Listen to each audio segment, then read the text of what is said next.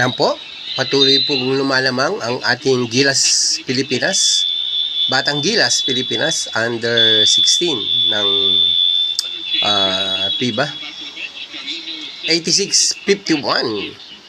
Ang lamang po natin ay 35 points laban sa Malaysia. Ang Malaysia po ay may kartada ng 2 wins and 2 losses. Samantalang ang Philippines po ay 4 wins without losses. Ang second po sa slot ay ang Indonesia, 5 wins with 1 loss.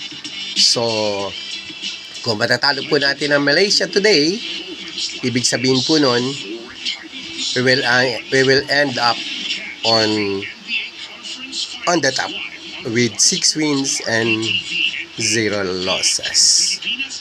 Salamat po sa magagaling nating mga batang Gilas doing wonders dito po sa under 16 ng FIBA Asia.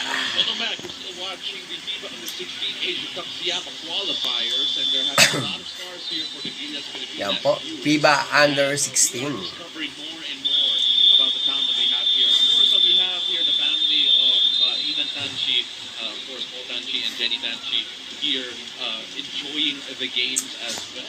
Live po natin itong napapanood. So, marami po mga personalities na nanonood po dito sa ating mga Batang Gilas under 16. Sabi ko nga po, lamang po ang Pilipinas ng 35 points, 86-51. Yan po, si Travis Pascual. Yan po, napakaganda po ng labang ito.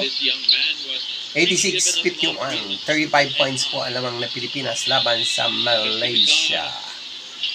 86-51, last 4 minutes and 29 seconds.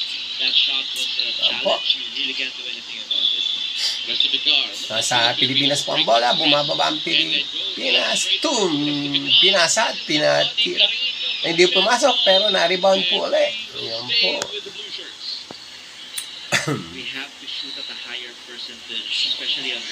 Bola pa rin po ng Pilipinas, 86-54. 3 points po yung tinira ng Malaysia kanina. Kaya bumaba po sa 34 points. Ayan po, dinagdagan uli ng Pilipinas ang kalamang, 88-54. Balik po sa 34 points.